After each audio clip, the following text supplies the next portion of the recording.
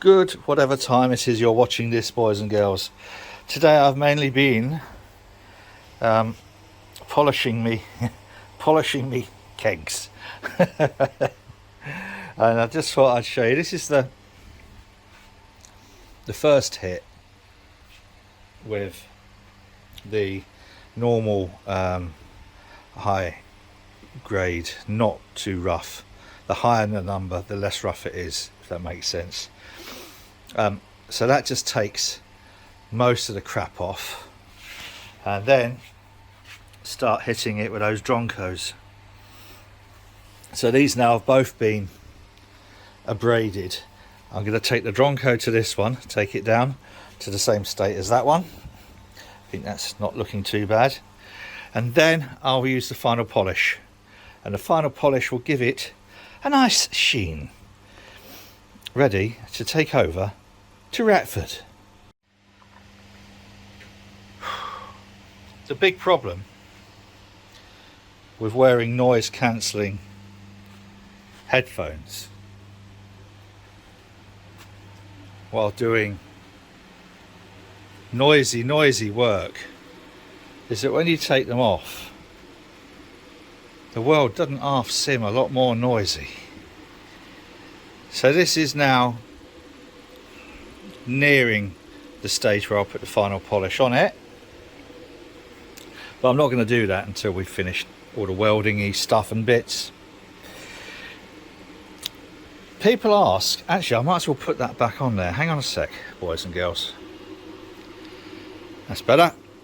People ask, why do I go for this old beaten up old kegs and things instead of having something that looks like this? Inserts photo of a nice SS BREW kit. There's two reasons. First is I can't afford a nice inserts picture of SS BREW kit. But more importantly than that, and this is the kicker for me, I want to start doing, and some people will know this, some kind of like brew day experience days, both as a paid activity where people can come in and brew their own special brew or whatever. Not special brew, well, brew special brew. If you want to brew special brew, there's better things to brew than special brew. But lost myself for a moment there. That will then pay for me to offer the same thing to people who need a little bit of time. Let's just turn this off for a moment because it's a bit noisy and I haven't got my noise cancelling headphones on. Sorry.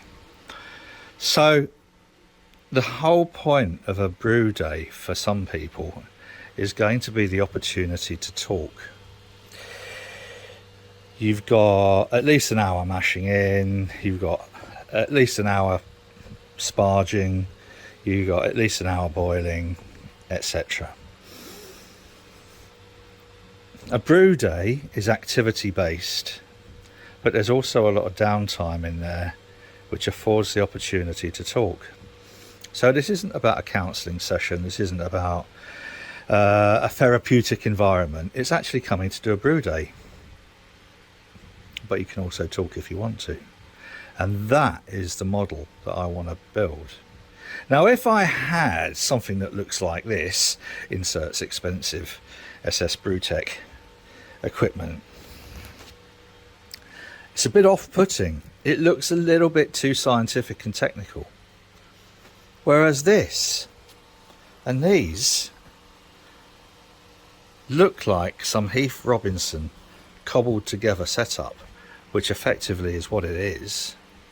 And it's far less intimidating because I want people to concentrate and focus on the time as well as the activity, if that makes any degree of sense whatsoever. Now, along with that, and there's a little bit of a shout out to Stuart. Stuart had an accident yesterday and has burnt himself very badly. Tempted to put a picture in here that he sent me this morning, but probably won't. So along with the opportunity to talk, there's also an opportunity to go through the whole process of brewing which people don't realise can be quite a hazardous occupation. And it's about raising awareness of brewing, the process of brewing, the actual product of brewing, but more importantly, that's the core. More importantly, the bullseye, if you like, is the opportunity to be able to talk about whatever. Talk about politics. You could try talking about sport, but I'll just nod in the right places and pretend I know. Or you can talk about your fears, talk about how you're feeling, talk about vulnerabilities, stuff that we don't, boys and girls don't do that very often. So that's why I have built this all to look kind of Heath Robinson. I mean, this looks old and battered. It's actually not. All of this is new. The stand looks old and battered, but if you have a look at the back is brand spanking new plywood. I recycle and reuse stuff wherever possible. This used to be the base of the bed on the boat outside before I put some slats in. So the whole thing kind of like cobbles together to make something greater than the sum of its parts. And if I'm able to facilitate and encourage a therapeutic environment where people can talk, sometimes for the first time, then result.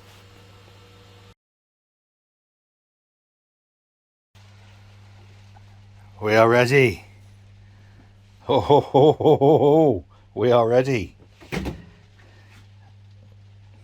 There seems to have been no real significant leakage from that. I'll put some water in it for its final rinse. This is Lambic number 1. Sorry about the flickery light. I will try and find a way of not having flickery light. So as we can see, that is now. Every now and then it will go a little bit blip. But the real beauty down here.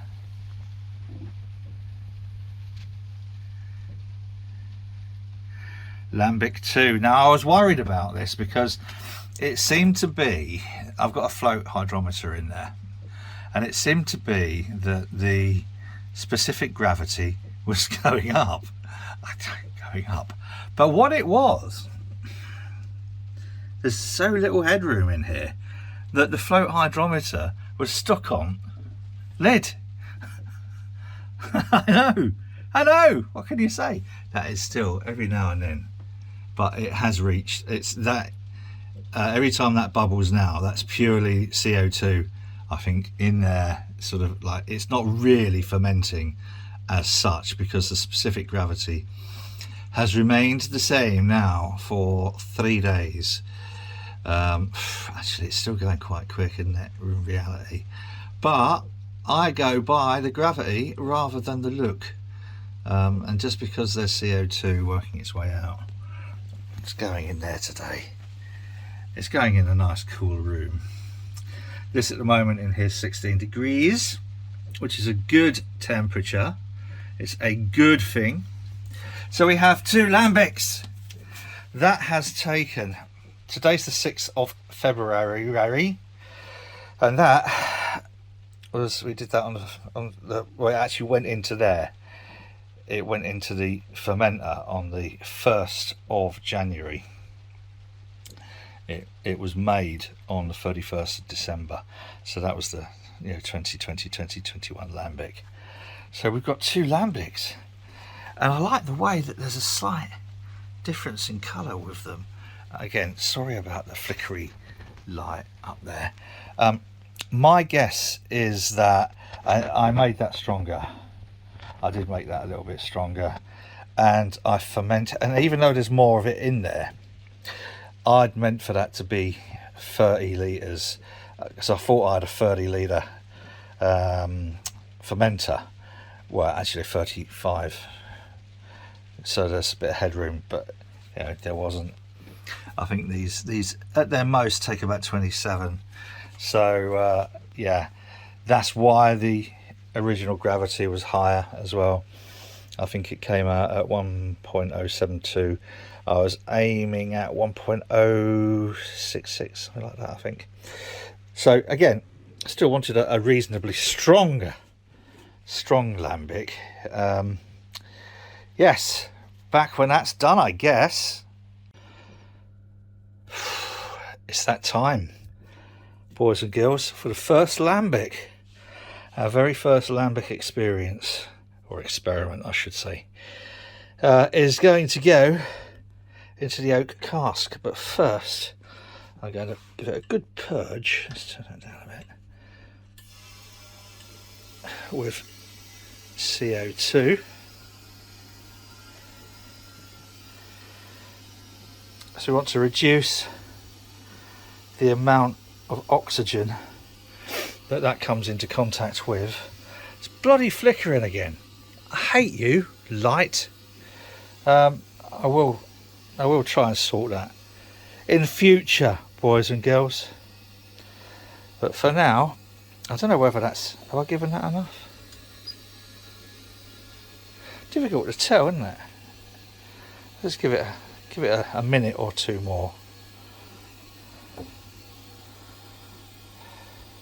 Now, because CO2 is heavier than air, it will push down to the bottom, and as it rises, it will push any of the oxygen out of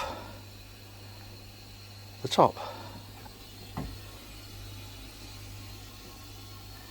Give it a few more titchy little seconds, we will.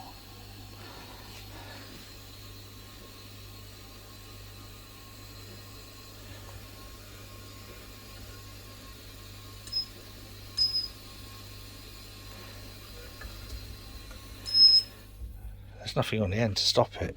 I don't know why I'm doing that. And then very, very slowly and gently, I have sprayed that with Star San.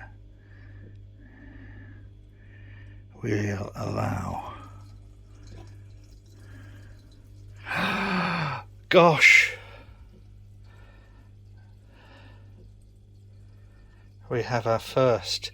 Now, because there was only CO2, there's no oxygen at all. Oh, I squeezed some CO2 through here, by the way, as well. Oh, it's a bit fast. Slow it down a bit. Look at that. That's our very first Lambic experiment. It stopped flickering now. I think it's probably because the camera has accepted that I'm about to shout and use some very, very poor language. No, it hasn't. Fuck you. Alright, we are. Wow. This is quite a moment for me, boys and girls, I don't mind saying. To get this far. And it's going to be about another year and a titch. Let's take that out. We don't need that in there anymore. So, you can go back there. And I shall secure it in a bit. So, wow.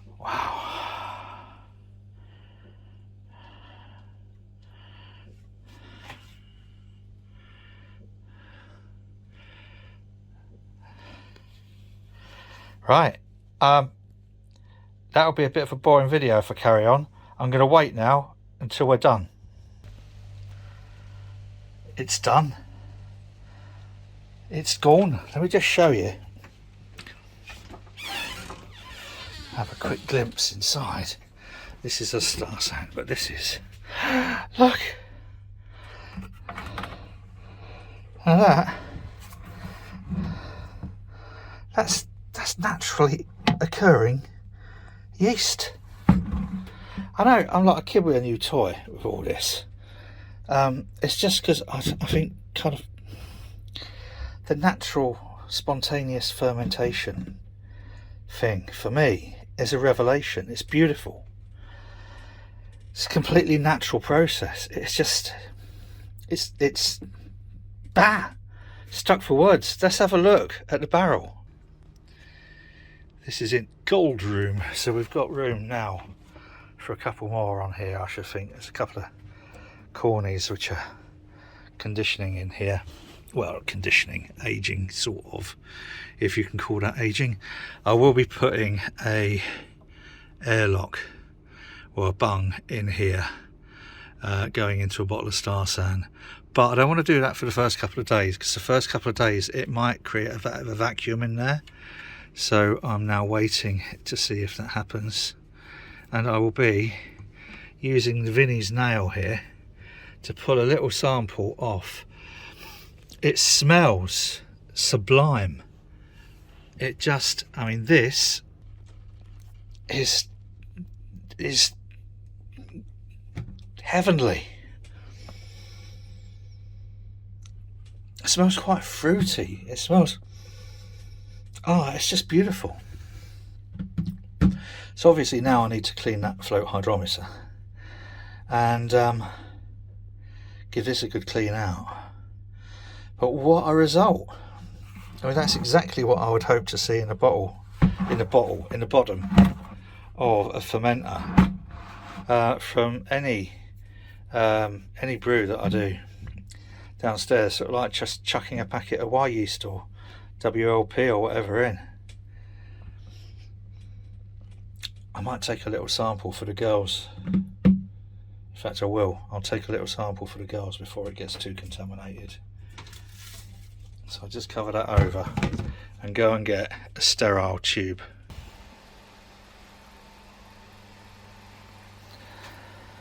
I've taken the float out and cleaned it. I've also taken a couple of large samples, and the smell, it's just still, it smells amazing.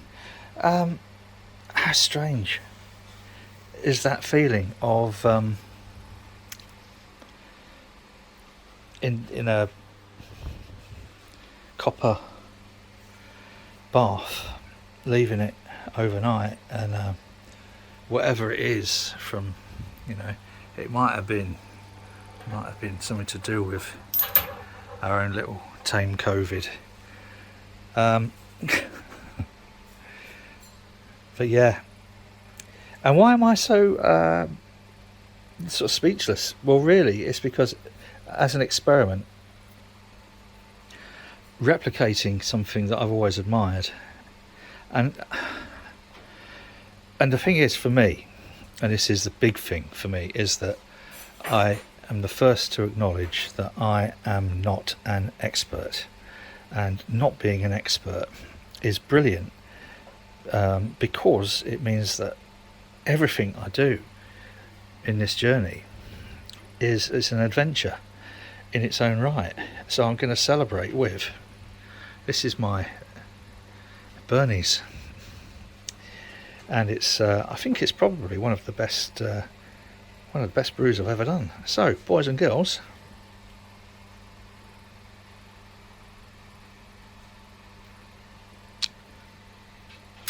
cheers.